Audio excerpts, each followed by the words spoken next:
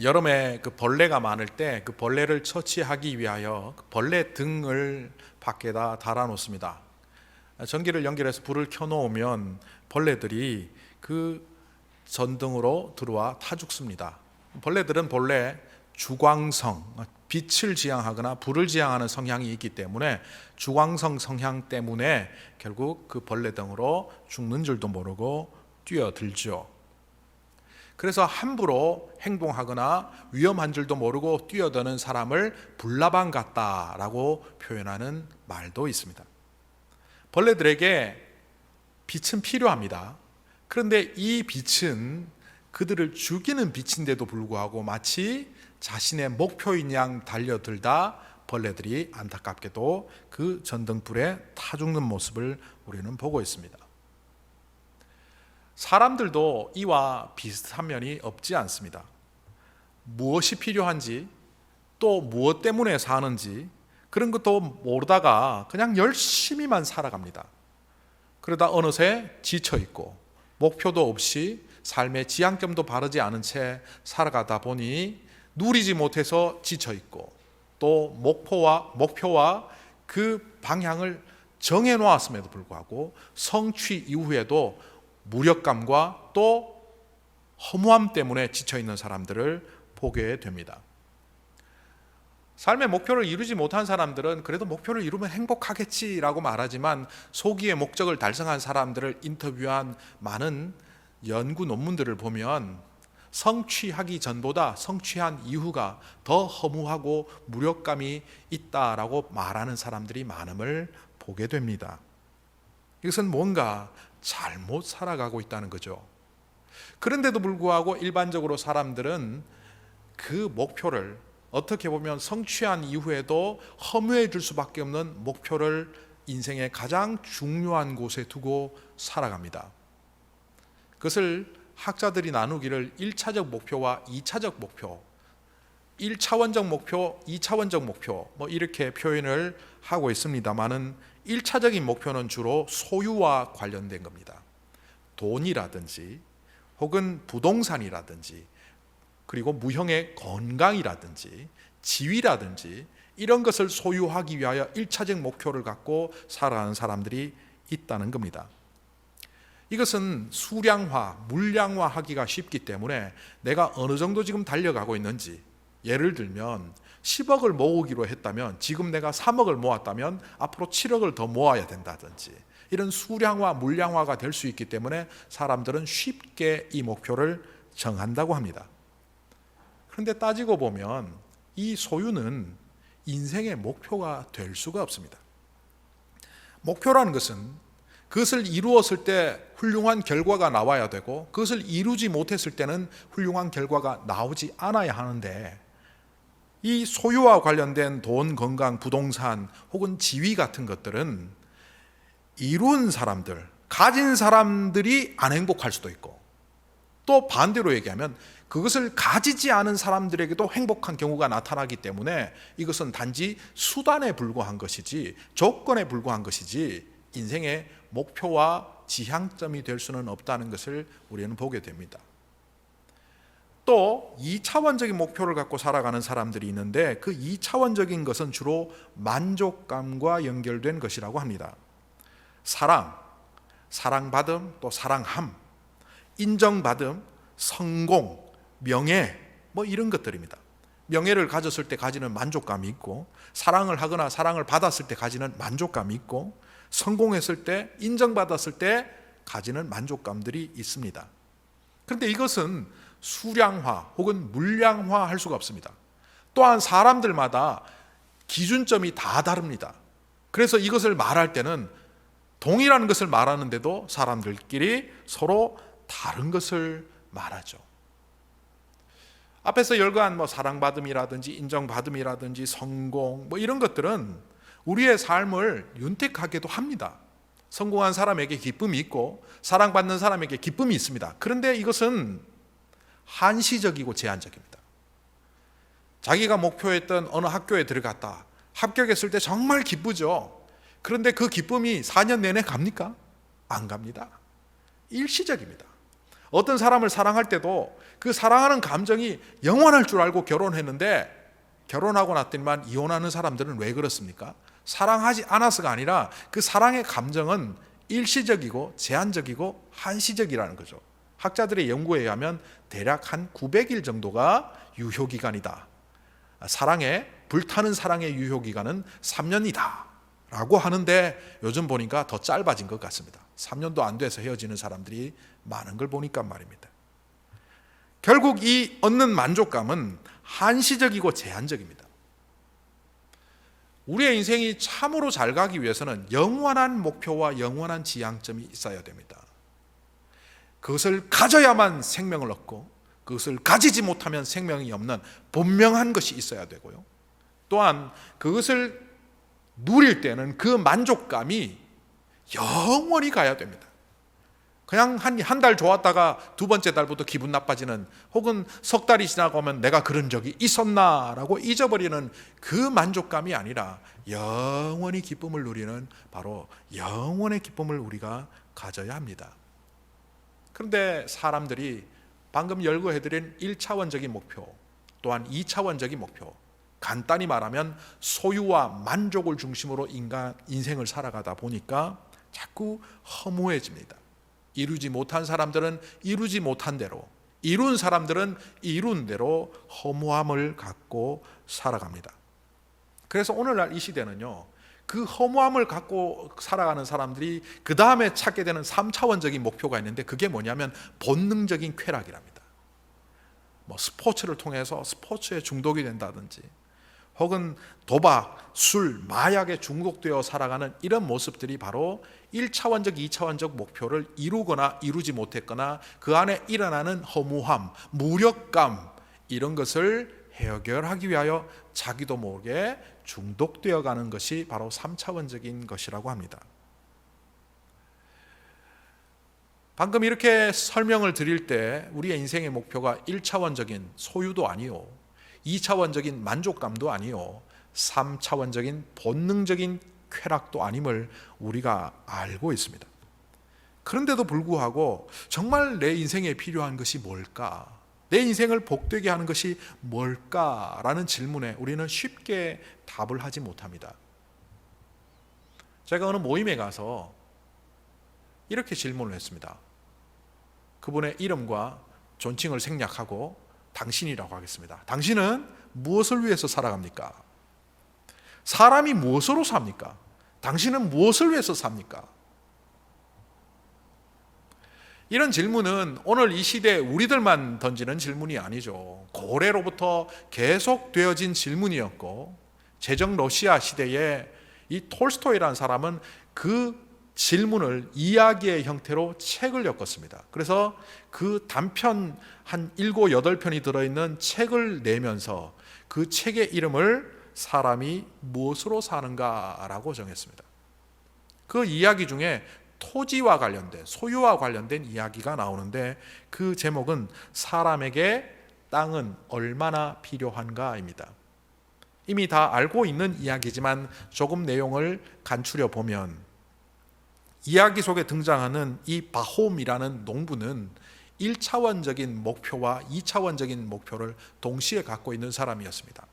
많은 땅을 소유하면서 소유의 기쁨을 누리고 싶어 했고, 그 땅에서 소출되는 많은 농산물들로 성공한 농부라는 명성을 얻고 싶은 2차원적인 목표가 있는 사람이었습니다. 그가 땅을 가지기 위하여 열심히 일을 했지만 땅값의 반도 채우지 못했다는 사실을 알고 좌절할 때 바시키르 지방의 이야기가 그의 귀에 들려옵니다. 바시키르 지역에 가면 아주 싼 값을 지불하면 하루 동안 자기가 걸었던 그 길이만큼의 땅을 불화해 준다는 이야기를 듣게 됩니다. 그래서 이 바훔은 차비를 하고 바시키르 지역으로 가서 촌장과 마을 사람들을 만나 선물 공세를 하고 드디어 그 기회를 잡습니다. 정해진 날이 되어서 새벽에 해가 뜨자마자 이 사람은 길을 떠납니다. 길을 떠나서 걸은 만큼 그 땅을 그에게 불화해 주기 때문이었습니다. 땡볕에, 그리고 오르막 내리막이 있는 이 험한 길을 걸어갈 때 그는 물도 마시고 밥도 먹고 기력을 차리며 쉬어야 하는데도 불구하고 새벽 해 뜨는 지점부터 그는 한시도 쉬지 않고 그 땅을 돌았습니다. 저녁 무렵이 되어서 해가 지려고 할 때 마을 사람들은 이제나 저제나 돌아오나 봤는데 아직 안 와서 바홈이 실패했나 하는데 바홈의 하인이 소리를 지릅니다. 주인님이 저기 오십니다. 마을 사람들은 환호했습니다. 이렇게까지 오랫동안 길 걷는 사람은 처음 봤다 하고 종점까지 들어오며 바홈은 쓰러졌고 피를 토했습니다. 알고 봤더니만 땅은 차지한 듯 하지만 해가 지기 전에 그 땅에 도착한 듯 하지만 쓰러짐과 동시에 바홈은 죽어버렸습니다. 그리고 이 이야기의 끝은 이렇게 끝납니다. 그가 누웠던 2m 남짓의 무덤, 그걸로 그에게 필요한 땅은 전부였다. 우리가 열심히 살아갑니다. 나름대로 최선을 다하는 삶을 살아갑니다. 그런데도 불구하고 우리가 인생이 실패로 치닫는 경우는 바로 이처럼 바훔같이 잘못된 목표와 잘못된 인생 지향점을 갖고 열심히 살아가기 때문입니다. 이런 인생을 향하여 예수님께서 이렇게 말씀하셨죠. 사람이 떡으로만 사는 것이 아니라 하나님의 말씀으로 산다. 이 말을 해석해 보면 이런 겁니다. 사람들은 어쩌다가 얻어지는 해피니스, 해프닝에 불과한 해피니스를 추구하며 살아가지만 인생의 지향점은 거기에 있는 것이 아니라 하나님께서 그에게 주시는 블레싱을 통하여 얻는 블리스. 해피니스와 블리스는 우리말로 번역하면 둘 다 행복, 복이라고 번역할 수 있지만 그 근거는 완전히 다르죠. 우연히 얻어지는 해피니스냐 아니면 하나님의 블레싱을 통하여 이루어지는 행복 블리스냐. 결국 사람이 떡으로만 사는 것이 아니라 하나님의 말씀으로 산다는 것은 밥 안 먹고 성경만 읽으라는 뜻이 아니라 우리의 삶의 근거가 하나님에게 비록될 때에만 그 인생이 복되다는 바로 그런 의미입니다. 오늘 말씀에 보면 인생에 정말 피곤하고 지쳐있는 한 장애인 이야기가 나옵니다. 그를 성경에서는 이렇게 말합니다. 태어나면서부터 하반신을 쓸 수 없는 장애인이었다. 오늘날도 이렇게 이 중증 장애를 가진 사람이 이 땅을 살아가기는 쉽지 않습니다. 그럼에도 불구하고 오늘날은 휠체어에다가 전동 휠체어를 통하여 이동할 수 있는 장치들이 있기 때문에 그나마 낫지만 당시의 장애인에 대한 편견과 차별이 아주 심했던 그 예수님 시대 유대 땅에서 그가 휠체어 이런 도구 하나 없이 사람이 도와주지 않으면 꼼짝할 수 없는 그 장애를 갖고 살아간다는 것은 정말 힘들고 어려운 일이었습니다. 그런데 이 육체적인 어려움보다 더 심각했던 어려움은 그의 마음과 그의 심령을 공격해오는 편견과 차별이었습니다. 이 나면서부터 장애를 가진 사람들을 보면서 그 당시의 유대 사회는 논쟁을 벌였습니다. 저 사람이 왜 저렇게 되었을까? 당시의 유대 사회 속에서는 질병이나 장애가 죄의 결과로 온다고 그렇게 생각을 했는데요. 그런데 태어나면서부터 저런 장애를 갖고 있는 사람이라면 뱃속에서 애가 죄를 지을 수도 없다면 저 죄는 자기의 죄 때문이냐 아니면 부모의 죄 때문이냐, 이런 논쟁이 소모적으로 진행되고 있었습니다. 요한복음 9장에 보면 나면서부터 시각장애를 갖고 있는 시각장애자를 보며 예수님의 제자들이 예수님께 그 질문을 했습니다. 저 사람이 태어나면서부터 시각장애를 가진 것은 자기 부모의 죄 때문입니까? 아니면 본인의 죄 때문입니까? 이 질문은 바로 당시 유대 사회가 갖고 있는 잘못된 사회적 통념이며 잘못된 차별과 편견을 반영한 질문이었습니다. 이러다 보니 이렇게 상처를 받고 살아갑니다. 사실 그들이 그토록 하나님의 말씀으로 여기는 토라에 보면 이 장애인들을 불쌍히 여겨야 합니다. 형제처럼 그들의 필요한 것을 채워주고 그들이 살아갈 수 있도록 도와주라고 분명히 나와 있음에도 불구하고 그들은 여전히 차별하고 편견에 가득한 시선으로 그들을 놀리면서 단지 돈 몇 푼 던져주고 하나님의 말씀을 지켰다 그러고 살아가고 있었습니다. 이런 비참한 상황 속에서 이는 아침부터 저녁까지 구걸하며 살아갔습니다. 이런 장애인의 마음이 얼마나 비참할까 해서 제가 예전에 오늘 사도행전 3장에 등장하는 이 나면서 장애인의 마음을 생각하며 연작시를 쓴 적이 있습니다. 그 연작시의 일부를 제가 그대로 읽어보겠습니다. 1인칭 시점입니다. 성전 앞에서 구걸을 시작하며 내 마음에 불이 있었다. 그 불은 마음속에서 은근히 기대로 타올랐다. 거룩한 곳, 이곳에 있다 보면 나에게도 거룩한 조각 하나가 떨어지겠지. 하나님의 기적을 기대하며 나는 기도하며 이 자리에 구걸하기 시작했다. 그러나 거룩한 성전, 그곳 또한 시장통과 다를 바 없는 곳이었다. 돈, 명예, 권세를 쫓아가는 사람들의 집합소. 연작시니까 그 다음 시로 넘어갑니다. 어느 날 한 젊은 선지자 예수가 나에게 다시 한번 불을 붙였다. 그 불은 나뿐이 아니라 예루살렘 거민의 모든 마음에 타오르기 시작했다. 나라가 새로워지고 민족이 새롭게 되고 나 또한 기적을 맛볼 수 있는 자리가 올 것 같았다. 그러나 그 불은 성전 안의 더러운 자들에 의하여 다시 꺼지고 말았다. 이제 나는 다시 절망으로 구걸하며 살아가야 한다. 도대체 나는 왜 이 땅에 태어났는가? 무엇 때문에, 무엇을 위하여 이렇게 살아가고 있는가?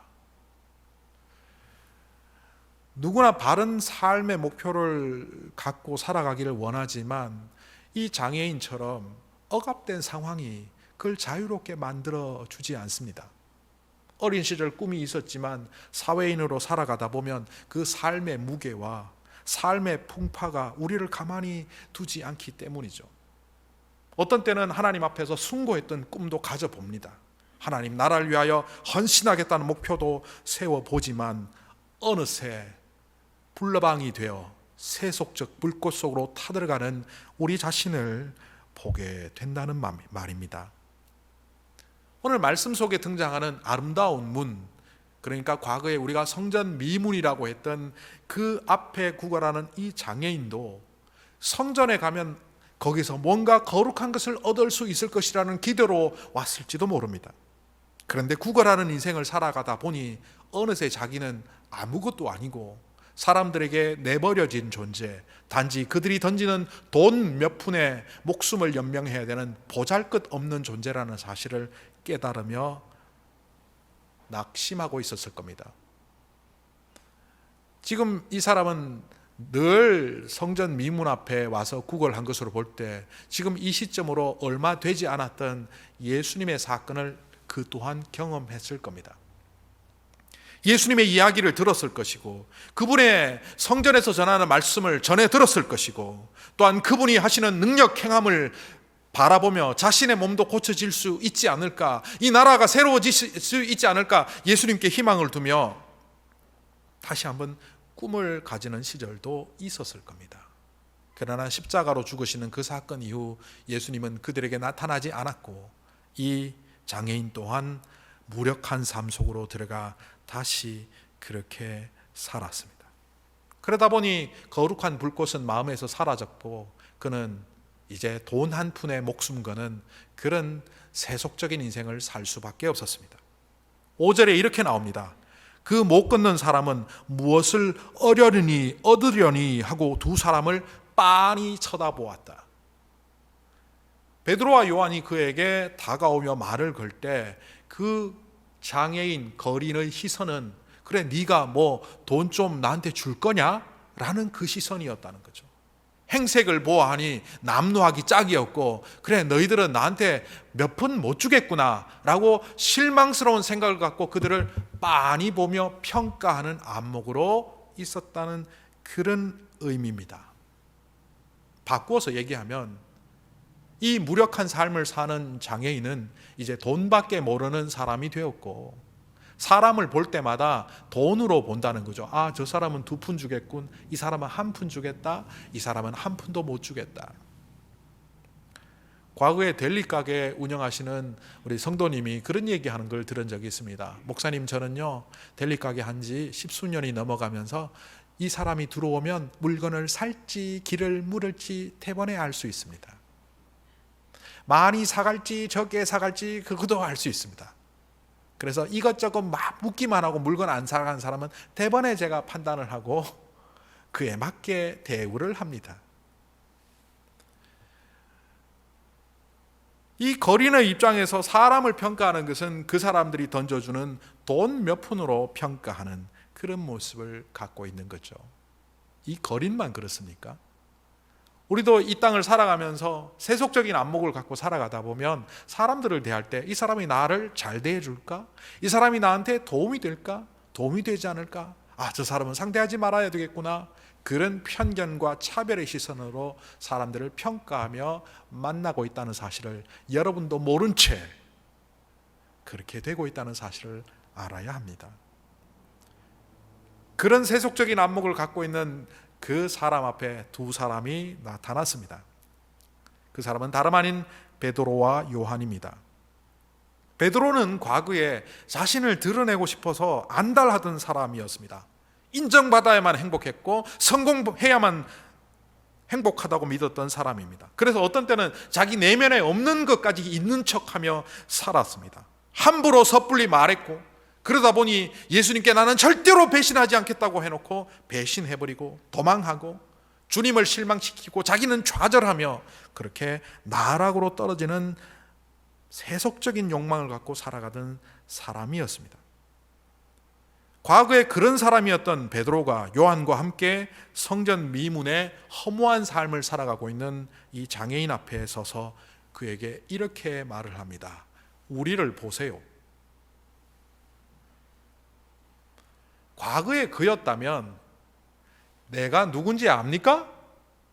나가 말이오, 예수님을 3년 동안 따라다니고 지금은 성령 충만한 사도로 당신의 병도 고칠 수 있고 대단한 능력을 소유한 사람이란 말이오, 나를 보시오, 이런 말투였을 겁니다. 그러나 세속의 욕망의 눈을 내려놓은 베드로는 성령의 인도하심을 따라 나를 보시오, 우리를 보시오 하는데 이것은 전혀 다른 이야기입니다.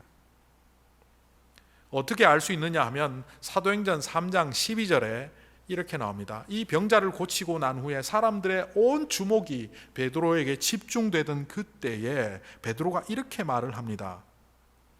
이스라엘 동포 여러분, 어찌하여 이 일을 이상하게 여깁니까?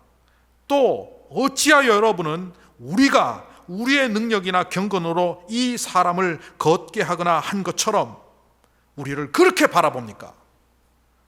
우리 안에 딴 것을 보십시오, 그 말이죠. 이 3장 12절을 통하여 유추해 볼 때 우리를 보시오라는 말은 베드로 자신을 보라는 것이 아니라 자기가 과거에 허무한 인생을 살았던 그것을 내려놓고 온전한 목표를 붙잡았을 때 그 온전한 목표를 너에게 나누어 주겠다, 우리 같이 나누어 가지자, 그런 이야기죠. 결국 6절에 그는 우리를 보시오가 어떤 의미인지 베드로가 정확하게 드러냅니다. 6절에 이렇게 나옵니다. 베드로가 말하기를 은과 금은 내게 없으나 내게 있는 것을 그대에게 주니 나사렛 예수 그리스도 이름으로 일어나 걸으시오. 걸으라는데 이 문장의 초점이 있는 것이 아닙니다. 내게 있는 것을 그대에게 주니, 당신에게 없는 그것이 내게 있어. 그래서 이 보물과 같은 것을 나만 꽁꽁 싸며 가지지 않겠다. 그것을, 이 귀중한 것을 너에게 그냥 주겠다. 앞에서 읽어드렸던 이 연작시를 제가 다시 한번 읽어드리겠는데요. 그 후반부입니다. 베드로를 만나고 난 이후 만나는 시점으로부터 이 장애인의 1인칭 시점에서 제가 묵상 연작시를 썼는데 읽어보겠습니다. 내가 왜 살아야 하지? 그 질문 뒤에 나오는 구절입니다. 그러던 어느 날 두 사람이 나를 찾아왔다. 나는 그들에게 동전 한 푼을 기대하며 바라보고 있는데 그들은 자꾸 우리를 보라라고 한다. 그들을 보았다. 그들의 행색은 남루했다. 돈이 없구나 생각하는 나에게 그들은 나에게 블레뽀, 이 블레뽀라 말은 헬라어로 보라라는 말입니다. 눈을 떠서 보라. 이 사람은 시각이 있는 사람입니다. 그런데 자꾸 보라라고 하는 이유는 눈을 뜨게 해주겠다는 것이 아니라, 제가 설명을 조금 합니다. 제대로 보라라는 말입니다. 돈이 없구나 생각하는 나에게 그들은 나에게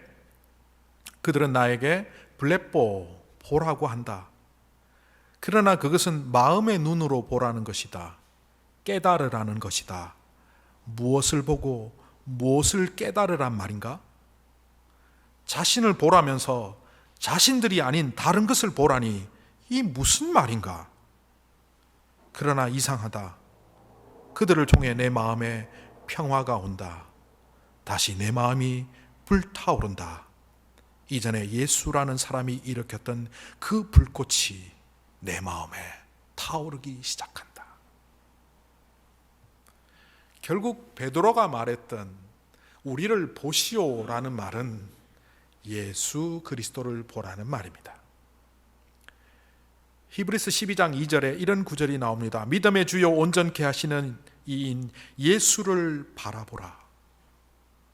예수를 바라보라는 말은 눈으로 목격하라는 말이 아닙니다. 바로 그분을 통하여 변화되는, 그분의 말씀을 통하여 능력이 나타나는, 그분이 우리의 삶의 가장 중요한 목표요 지향적임을 인정하며 살아가려는 바로 그런 말입니다. 여러분들은 어떻습니까? 어려운 상황 속에서도 영상을 통해서 또한 이 예배당에서 예배를 드리는 여러분들의 마음속에 그 주님이 계십니까? 믿음의 주요 온전케 하시는 이인 그분 예수를 바라보십니까? 인생의 가장 중요한 요소가 나의 성공이나 나의 만족이나 나의 쾌락이나 나의 소유가 아니라 바로 그분 예수이심을 인정하며 사십니까? 그분 예수임을 인정해도 우리가 넘어질 때도 있고 좌절할 때도 있습니다. 그러나 두려워하지 마십시오. 성공한 자는 성공한 자대로, 좌절한 자는 좌절한 자대로 하나님께서 다시 세우셔서 넘어진 자들을 일으켜서 넘어진 다른 사람들을 섬기도록 하나님은 사용하시기 때문입니다. 이런 주님을 바라보며 살아가다 보면 어느새 우리가 깨달아지는 것이 있죠. 아, 그렇구나. 우리 안에 이미 하나님의 형상이 심어져 있구나. 하나님의 말씀을 따라 살아가는 사람들에게 발견되어지는 것이 뭔지 아십니까? 주님의 말씀을 순종하며 살아가는 사람들에게 솟아나는 그 무엇이 뭔지 아십니까? 오늘 베드로가 우리를 보라, 우리를 통하여 예수 그리스도를 바라보라고 하는 바로 그것.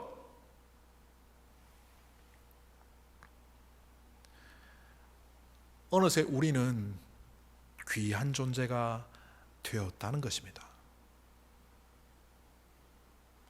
이 장애를 갖고 평생을 속된 말로 안전뱅이로 구걸하며 살아가는 이 사람이 자기 인생을 귀하다고 생각해 본 적이 있겠습니까? 그런데 베드로를 통하여 예수를 바라보라고 하는 그 음성을 통하여 너도 귀하다. 너도 이 세상에서 온 천하보다 귀한 생명을 갖고 있는 자다. 주님은 그런 너를 바라보신다.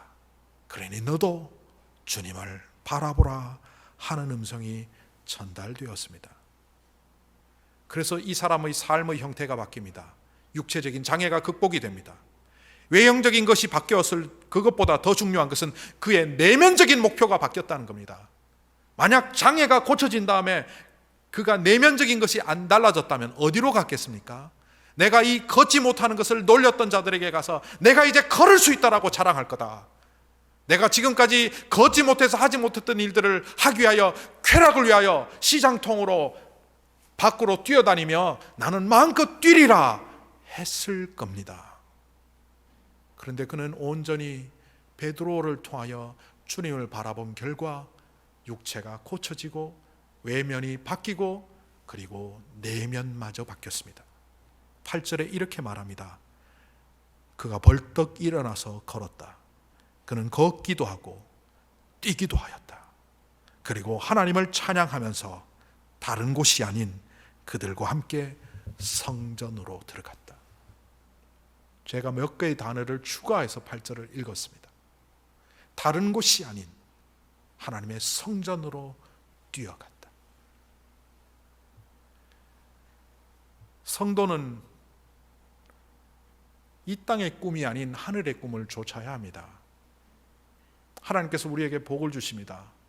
이 허무한 인생을 살고 있는 이자에게 건강을 회복하시며 마음껏 뛸 수 있도록 하셨는데도 불구하고 이 사람은 그 순간 이 땅의 꿈이 아닌 하늘의 꿈을 가졌습니다. 그래서 그는 주님을 향하여 달려갔습니다.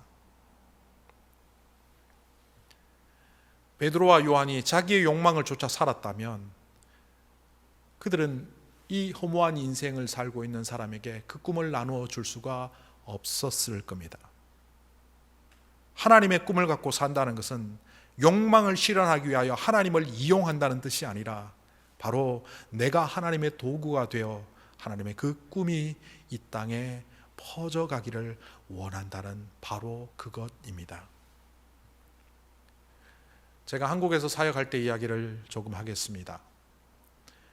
제가 한국에서 사역할 때 30대였는데요. 그때 교인들에게 참 사랑을 많이 받았습니다. 어설프고 서투른 30대 젊은 목사였는데도 불구하고 성도들이 사랑을 많이 해주셨습니다. 그 중에 어떤 한 분이 저보고 공부를 좀 더 하는 것이 어떠냐, 경제적인 어려움 때문이라면 학비를 대겠다, 대학원에 더 가서 석사 박사를 석사는 마쳤지만 박사를 더 공부해서 하는 것이 좋을 것 같다. 제가 사양을 했지만 그분이 계속 강권하셔서 제 마음을 조금 바꾸어서 이제 공부를 좀 해야 되겠다라고 전화를 드렸더니만 그분이 급히 교회로 오셔서 당시의 기억으로 150만 원짜리 자기압수표를 저에게 주고 가셨습니다. 그즈음 제가 지도하던 한 청년이 어려움을 당해서 저에게 메일을 보냈습니다. 그는 삶에 지쳐 있었습니다. 꿈을 잃어가고 있었습니다. 너무나 어려운 상황에 대학을 다니고 있었고 가정이 너무 형편없이 무너져 내렸기 때문에 자기 학비, 자기 용돈, 생활비, 그리고 가정의 생활비까지 벌어야 되는 3잡, 4잡, 5잡 이렇게 일하면서 대학을 다니는 청년이었는데, 그러면서도 청년 리더로 사람들을 섬기고 있었습니다. 그런 청년이 저에게 이메일을 보냈습니다. 목사님, 형편이 어려워서 대학을 자퇴해야 되겠습니다. 가정이 더 어려워져서 그 가정을 섬기기 위해 저는 학교를 그만둬야 합니다. 그렇다면 대학생이 아닌 제가 대학부 리더가 되는 것은 맞지 않는 것 같습니다. 목사님 죄송합니다. 대학부 리더를 관두도록 허락해 주십시오. 150만 원을 들고 저는 사실 공부하고 싶었습니다. 그분이 150만 원 한 번만 주시는 것이 아니라 학비를 3년 동안 대학원 그 기간 동안 계속 대주시겠다고 했습니다. 하나님께서 그런 마음을 주시더라고요. 공부 꼭 해야 되겠냐?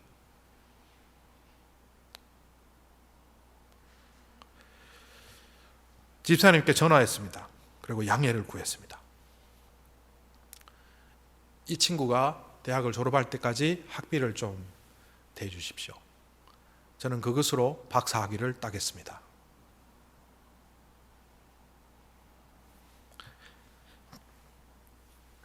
결국 그 집사님이 허락하셨고 이 청년은 대학을 졸업하고 선생님이 되었습니다. 그리고 6년 전인가 저에게 연락이 왔습니다. 목사님, 서울시 교육청에서 선정한 참된 스승상을 받았습니다. 목사님 덕분입니다.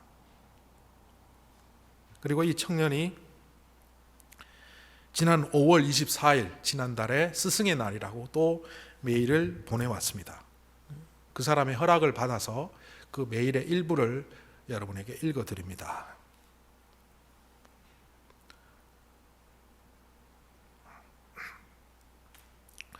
보고 싶습니다, 목사님. 사랑합니다, 목사님. 늘 목사님을 생각하며 꿈을 갖고 살아가고 있습니다. 목사님이 보여주셨던 예수님의 그 꿈, 목사님의 가슴에 있던 그 꿈이 이제 제 꿈이 되어서 제가 가르치는 아이들에게 보여주고 있습니다. 아직도 기억합니다. 우리들은 복의 종착점이 아니라 복의 통로가 되어야 한다. 나만 복받고 잘 사는 세상의 논리에 휩쓸린 사람들이 아니라 손해보고 힘들고 핍박받아도 우리의 복을 전달하는 사람이 되어야 한다. 이것이 우리를 향하신 예수님의 복이다. 1999년 11월 어느 주일에 목사님이 전하신 말씀입니다. 그리고 이것이 제 평생의 꿈이 되었습니다.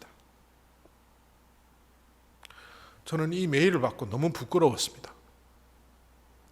1999년 11월 어느 날 전했던 제 설교를 듣고 평생을 바꾼 이 청년이 40대 교사가 되어서 학생들에게 그 꿈을 나누어 주고 있는데 저는 제 가슴을 들여다보았습니다.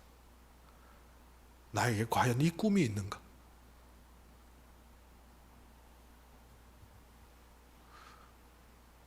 세상을 살아가다 보면 타락이 나쁜 짓을 해서 타락이 아닙니다.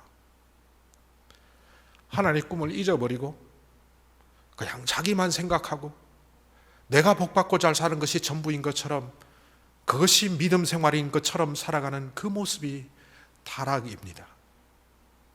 과거에 제가 가르쳤던 청년이었고 지금은 서울의 모범적인 선생님으로 살아가는 이 형제를 통하여 하나님은 제 마음속에 잃어버린 꿈을 회복하게 하셨습니다.